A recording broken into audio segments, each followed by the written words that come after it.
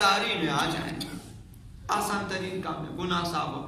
ہر نماز کے بعد انسان کے گناہ دھل جاتے ہیں، صاف ہو جاتے ہیں۔ تو ایک عمر اگر گناہوں سے مساجد میں آ جائیں، نمازوں کی طرف آ جائیں گناہوں سے تو وہ مراحل سامنے ہی نہ آ جائیں۔ کوشش کریں کہ جان کنی سے پہلے ہم صاف ہو جائیں۔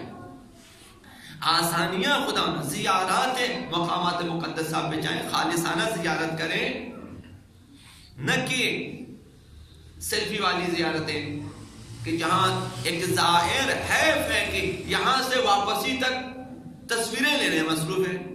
حرم میں بھی اس جگہ کا انتخاب، یعنی اچھی جگہ اور اچھے جو ہے سائٹ کا انتخاب کرتا ہے کہ تصویر میں صحیح آ جائے۔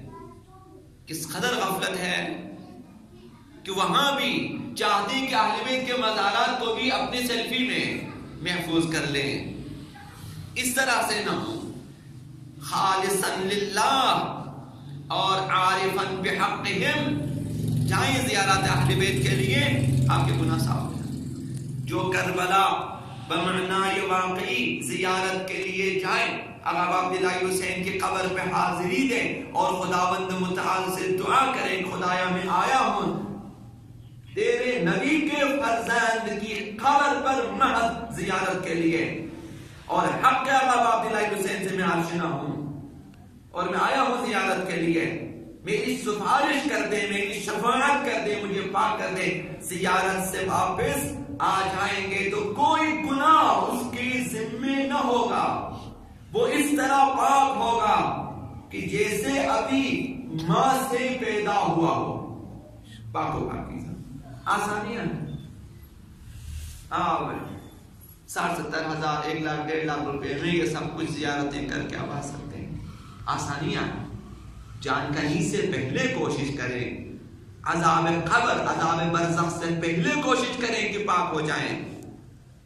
یہ دنیا کی لذتیں انسان کو غافل کر دیتی ہیں، دھوکہ دینے والی ہیں۔ یہ دنیاوی لذتوں کے پیچھے زیادہ نہ جائیں، یہ آپ کو دھوکے میں رکھ لیتی ہیں۔ ان دنیاوی لذتوں کی وجہ سے نمازیں آپ سے چھوٹ جاتی ہیں، جماعتیں آپ سے رہ جاتی ہیں، مجلسیں آپ سے رہ جاتی ہیں، اور یہ بہت بڑا خسارہ ہے۔ ایک کھانے کی خاطر، ایک دعوت کی خاطر آپ مجالس کو چھٹی کر دیتے ہیں، نماز کی چھٹی کر دیتے ہیں۔ یہ جو مسلسل آپ کی دلائی کرنے والے اعمال ہیں، آپ ان سے رہ جاتے ہو۔ آپ نے کیا کیا؟ میں نے کھانا کھا لیا، کسی دوست کے پاس جا کر، کسی ہوٹل میں جا کے میں نے کھانا کھا لیا، میں تفریح میں تھا۔ ان کا خداوند مطابق اس قدر آسانیاں، گھر میں والدین کی خدمت کریں، گناہ آپ کے صاف ہو جاتے ہیں، ہمسائے کی خدمت کریں، گناہ آپ کے معاف ہو جاتے ہیں، قرآن کی تلاوت کریں، اذان دیں گھروں میں، بچوں کی تربیت میں بہت مؤثر ہے اذان۔ یہ اہل بیت نے فرمایا بچوں کے لیے بہت مہم ہے، گھر بچوں سے اذان دیا کریں۔ یہ مشکل چیزیں ہیں اذان دینا، بچہ چھت پہ جائے آرام سے اذان دیں، گھر کے اندر اذان دیں، گھر کے صحن میں اذان دیں، بچوں کے لیے بہت مؤثر ہے یہ چیزیں۔ تو اس قدر آسانیاں خداوند متعال نے گناہوں کی بخشش کے لیے رکھ دی ہیں۔ آسان ہے، قرآن پڑھنا مشکل ہے، اس میں کون سی تکلیف ہوتی ہے، کون سا زیادہ وقت لگتا ہے؟ عرض کرنے کا مقصد یہ ہے کہ سیدہ کائنات نے فرمایا تم آؤ گے جنت میں، لیکن ان 3 مرحلوں میں سختیاں جھیلنے کے بعد۔